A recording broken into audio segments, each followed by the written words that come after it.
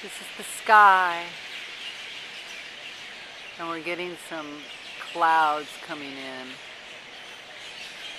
It's a beautiful campus.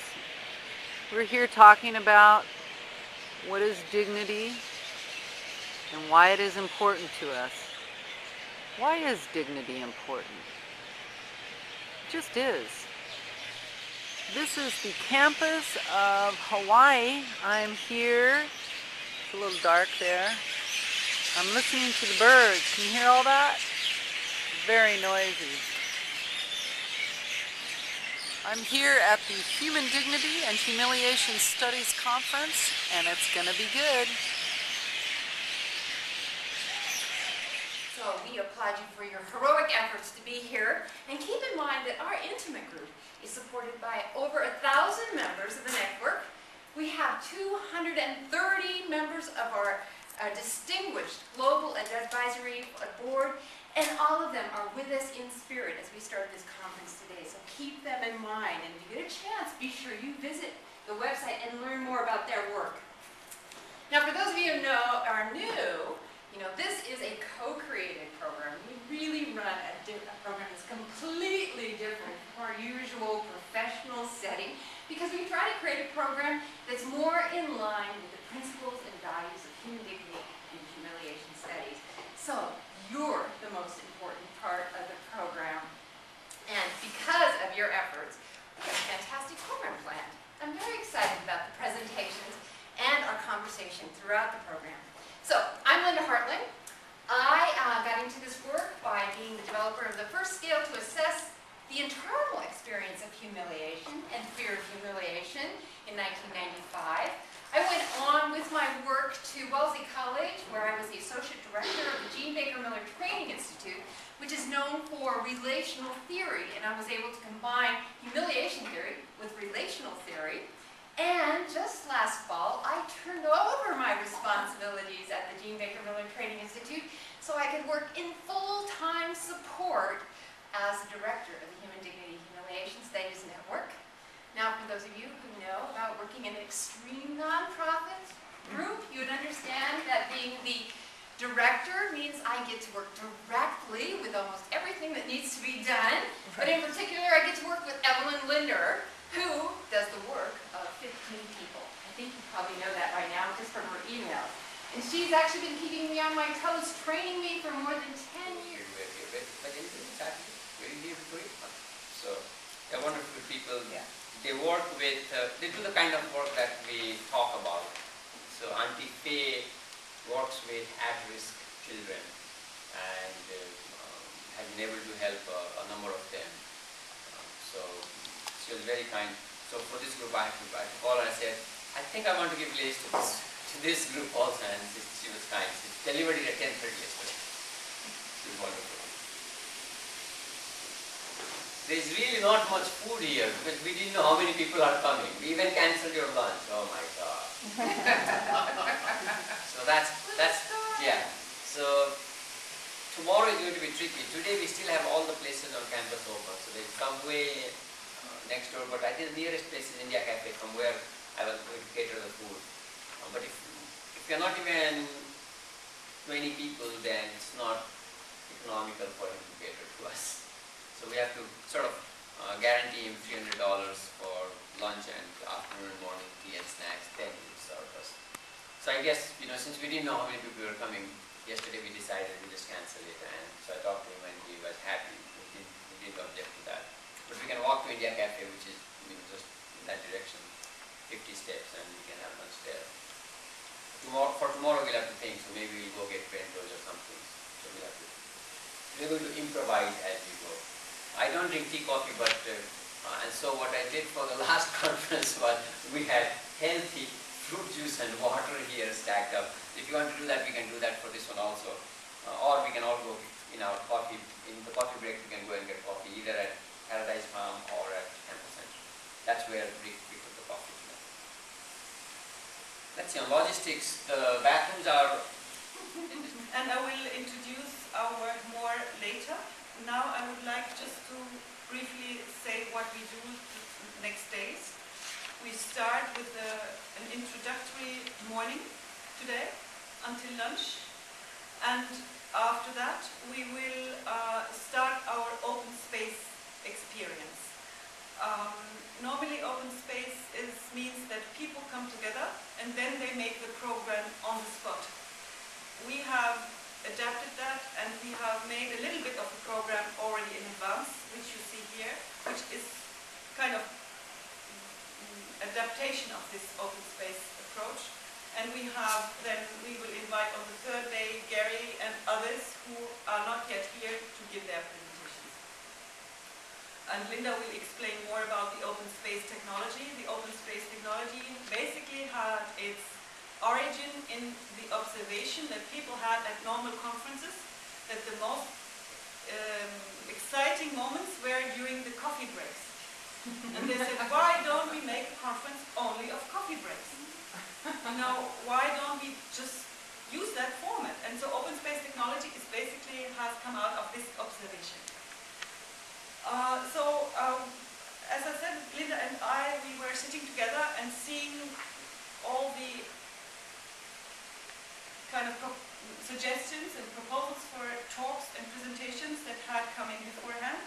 And we made a program for the first 2 days, and we together collectively have to make the program during these days for the third day. And Linda will explain different versions or ways to do that. Let me just add one thought, as I already said to Werner and to Reinhard this morning.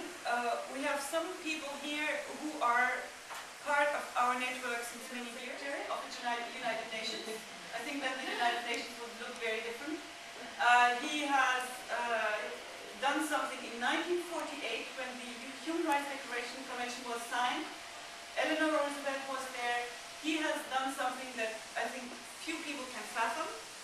The first sentence in the Human Rights Declaration says, every human being is born equal in rights and dignity.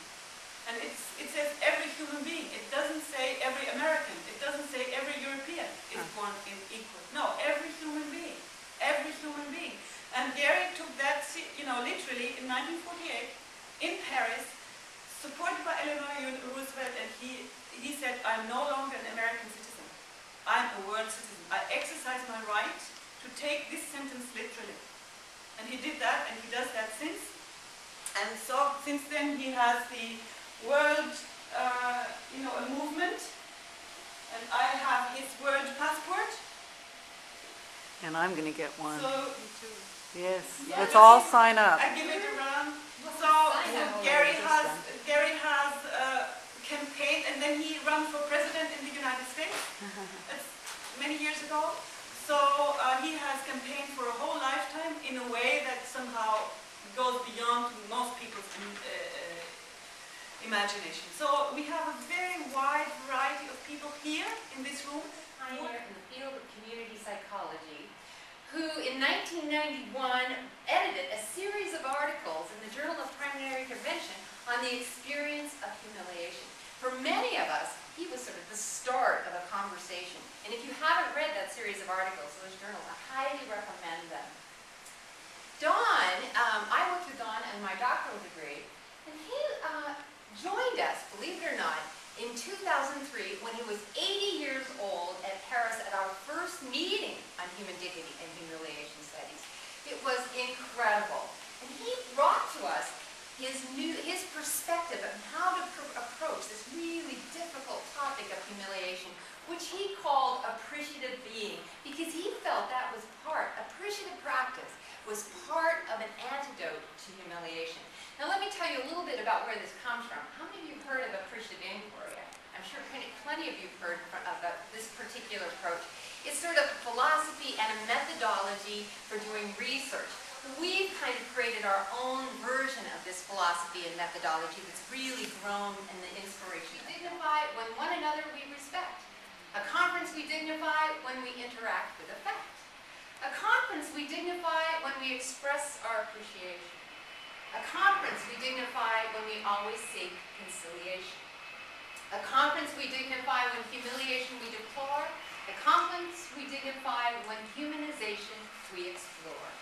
Or we can use the words of Guy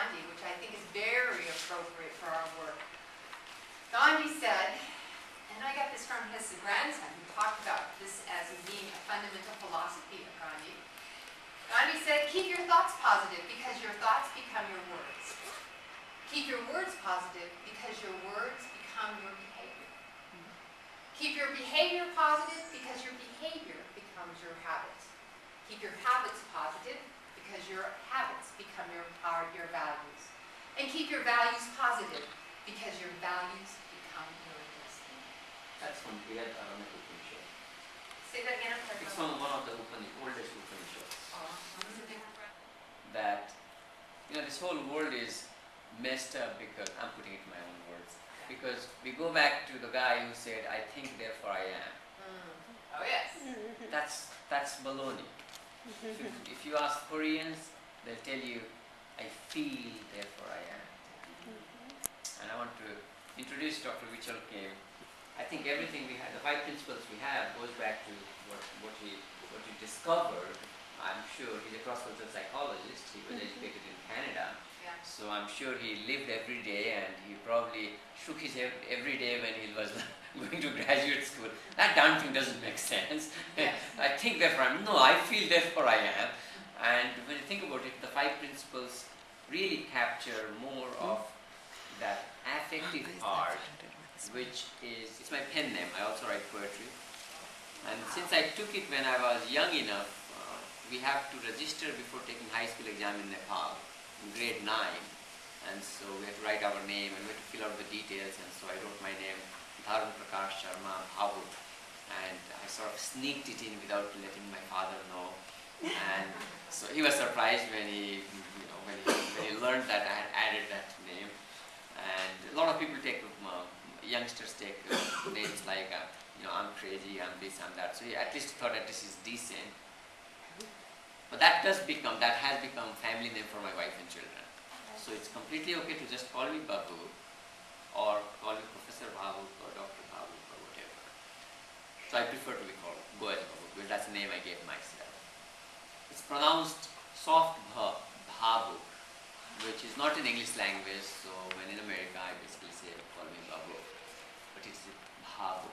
So linguists know we aspirate the P in Peter, but we don't when we say hip. So it's an aspirated B sound. It's Bhavut. What does that mean? It means sentimental when I took the name, but I studied my engineering in Bengal, near Calcutta, and in Bengali it means thinker. And so when I came to do my MBA and studied obviously behavior, I figured out I was a sentimental thinker. I do warm fuzzy stuff, the psychology stuff. Okay, so I'm originally from Nepal. I'm married to Poonam Bhavut for 28 years now. We have 2 sons, 26-year-old doing his master's in mechanical engineering and 21-year-old finishing his bioengineering, both from here. They live with us, we are very happy. It's our home, so there is no curfew in the home, never was. My wife is a homemaker. My first degree was in mechanical engineering, then I did MBA from here, so this is my alma mater. And I did PhD with Heuer and his under supervision from University of Illinois Urbana-Champaign. And I've been working here since '95. And in 1999, I was invited by the Culture and Community Psychology Department to become a graduate, what we call graduate affiliate faculty, which means they don't pay me and I do all the work, which is fine. So I have PhD doctoral students in the department in psychology and all research and action. That's the Association for Community Psychology folks. And I was sitting with my students in this huge hall. It was a plenary session. At the end of the hall, so 4 of us were sitting, and then Don walked in and sat across from me. We had met in Paris. And then when people were done presenting, it was time for question and answer. He got up and walked. It was a big auditorium. He walked probably 50 feet because there was mic in the center of the aisle. And he went there and he said, how many of you know appreciative inquiry? A lot of people raised their hand. He said, how many of you use appreciative inquiry? And a bunch of people raised their hand. And then he went on to explain what appreciative inquiry is and what it can do for us. Thank you very much, Evelyn, also. My name is Werner Schirmer, originally from Germany, southeast corner of Germany, close to Austria, and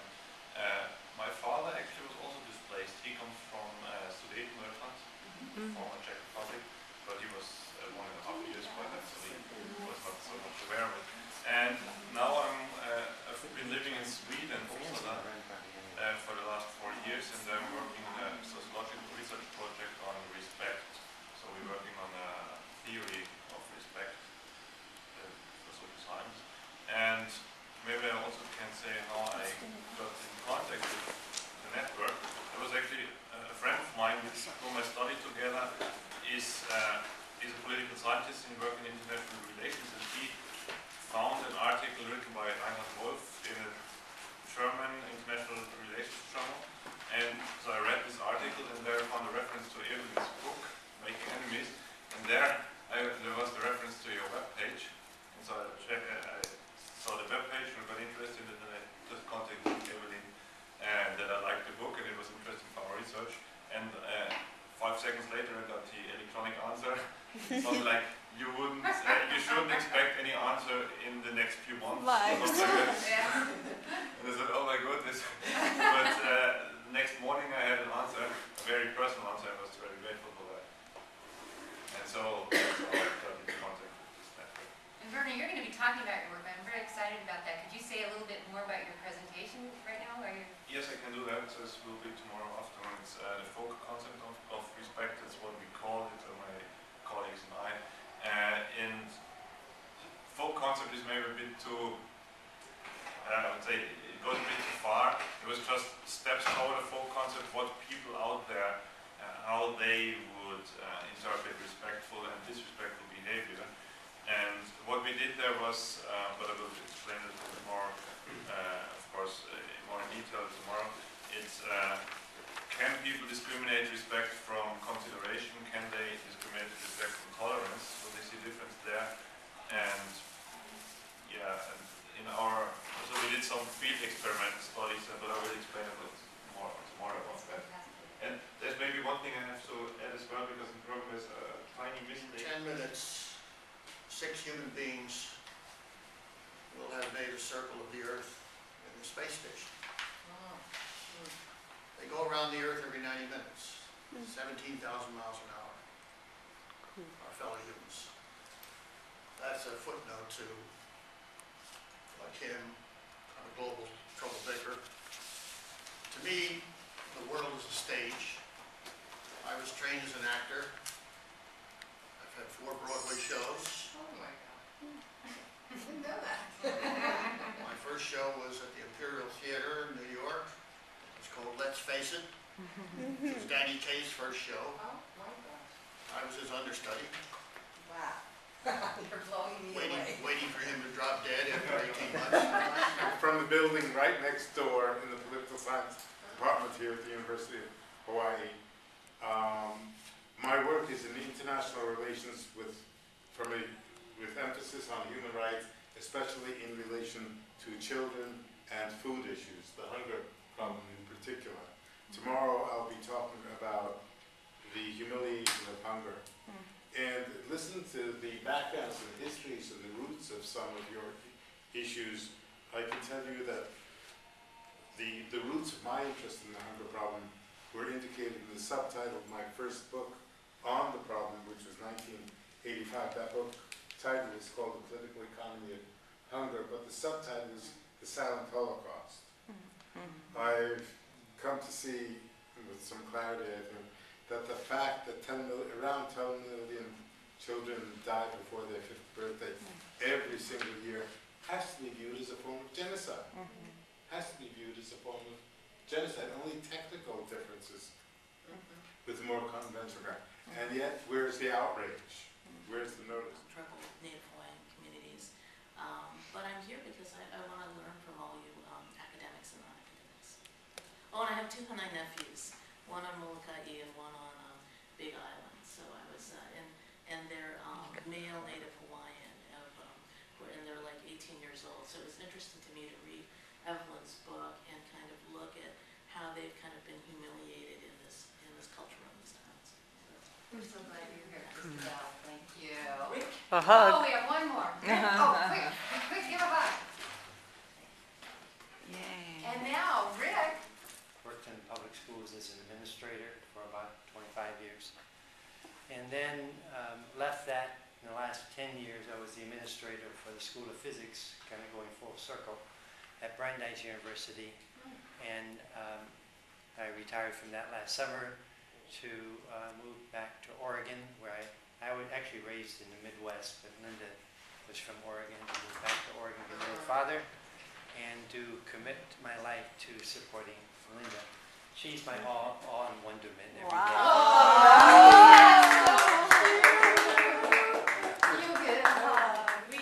I think that we live in times of emergency that other generations of human beings born on this planet did not face. So we face very specific times now. And we need to make sure that the carrying capacity of our eco and social sphere is made sustainable. In an interdependent world, global cooperation is not optional, it is compulsory. Like love in a marriage is more than the ability to manage conflict, peace is more than resolved conflict, and dignity is more than the absence of humiliation. The minimum skill is shared custody also after divorce. Like you know that couples can have shared custody after divorce. For the planet this is obligatory, because even if we hate each other, we still have shared custody of our planet. The maximum, this is the minimum requirement. We have to learn to cooperate even if we hate each other.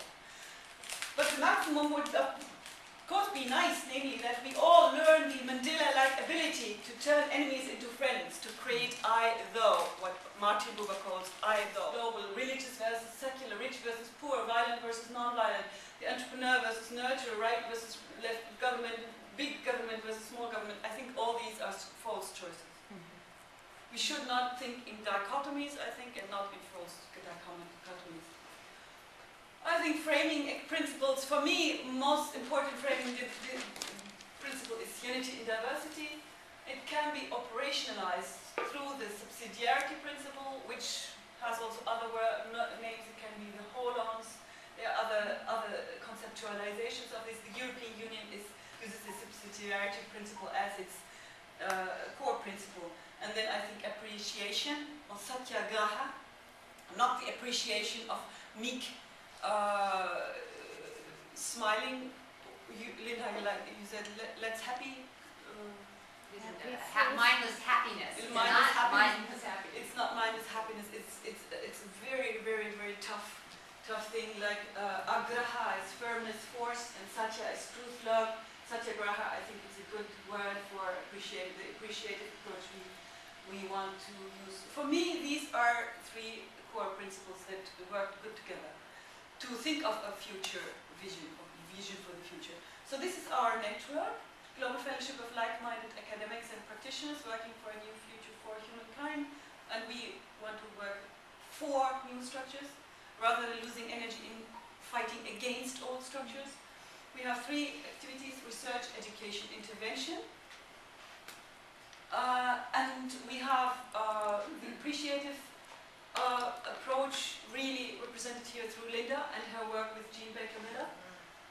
And we have then, this was a kind, you can say, the looking down into the detail more. And let us follow Linda's leadership. It requires strength to say, wait a minute, when experts say they know.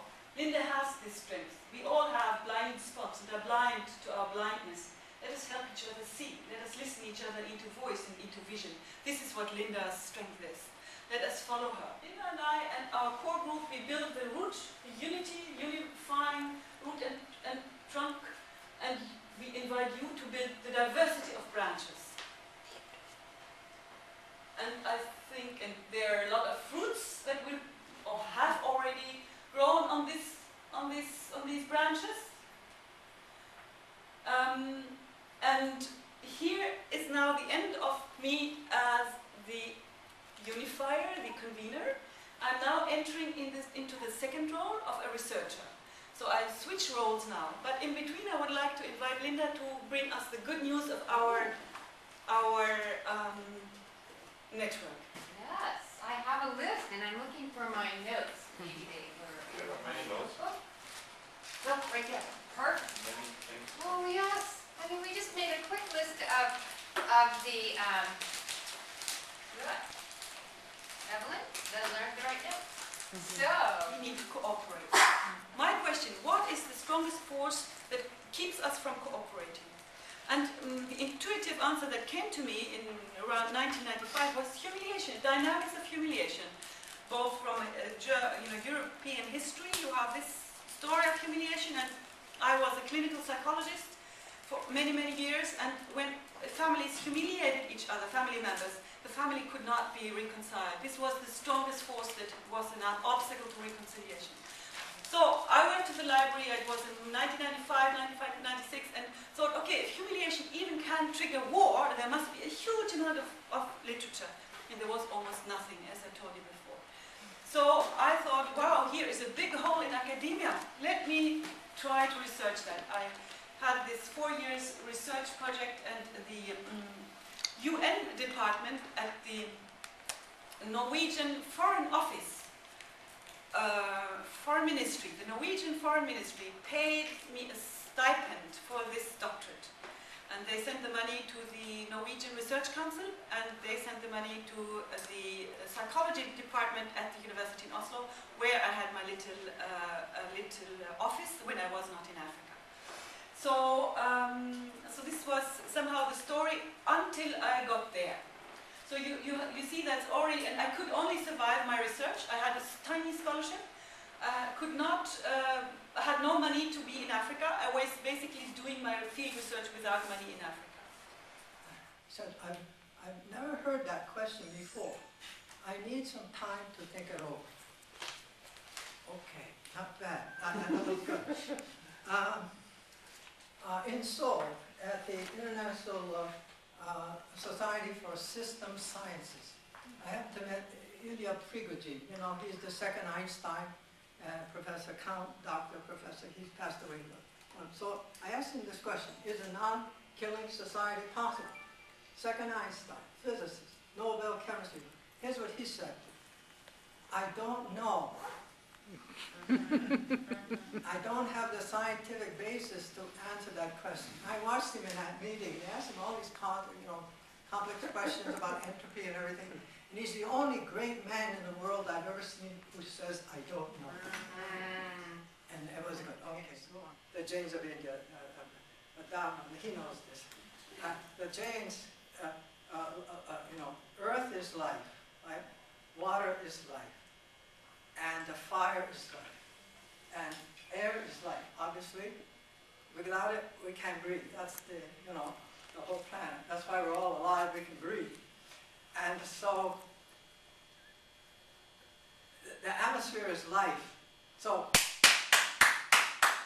that's violence to life. So I've seen 5,000 men and 5,000 women in a big meeting with Acharya Tulsi and all of the Terrapan chains, you know.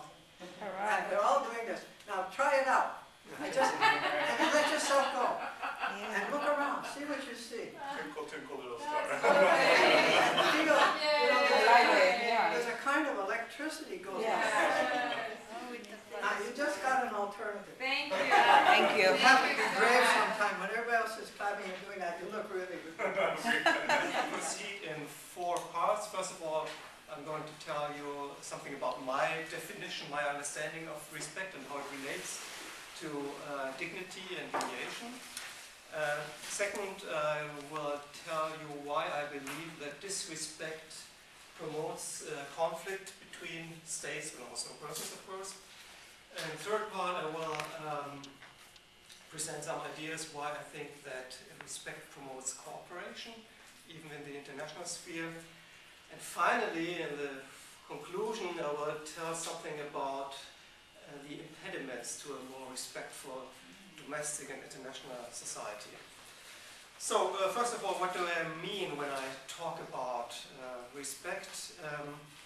I define respect as adequate consideration of our physical presence, of our social importance, of our needs, of our ideas and values, of our achievements, efforts, qualities and virtues, and of our rights. So it's quite a list, you may think. And, but I think it has to be that long because we all have experienced disrespect time and again, and I think we have experienced disrespect in all these dimensions. We feel disrespected, for instance, when we are just ignored. And we feel disrespected when somebody doesn't really consider our achievements the way we think they should be considered. So how does it relate to dignity? I think dignity is the core of respect. Dignity, in my understanding, is the basis on which we can build a particular specific personal identity. So dignity is a very broad concept. Everybody has the right to equal dignity. Everybody has the right to develop his or her own character, his or her own identity. But the identities that are built on dignity, they are different. They are personal and specific.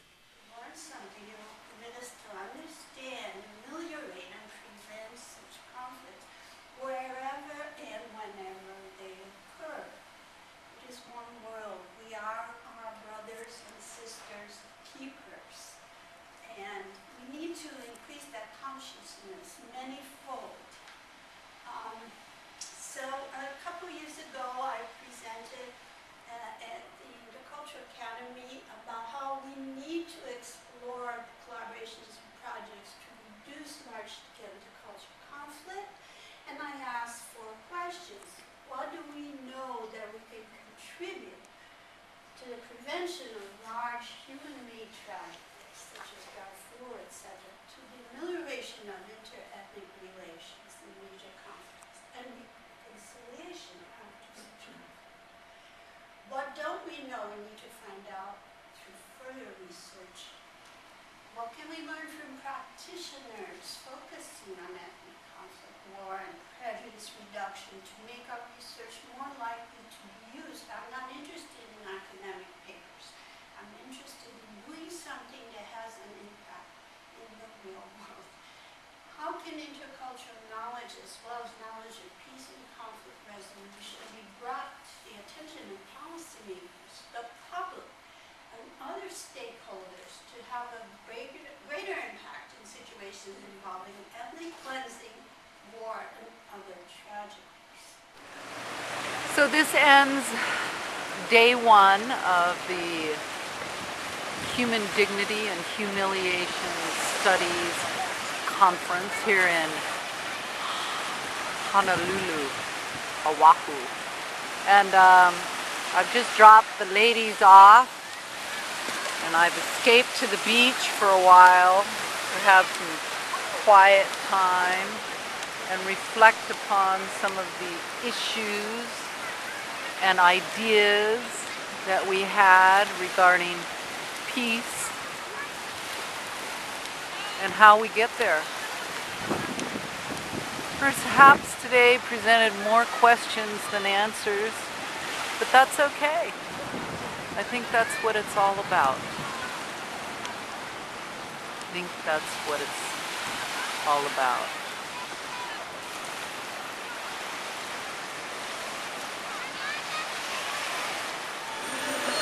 Okay, the day is ending for the first Human Dignity and Humiliation Studies Conference on Peace in Honolulu. Day one. Awesome. Yeah.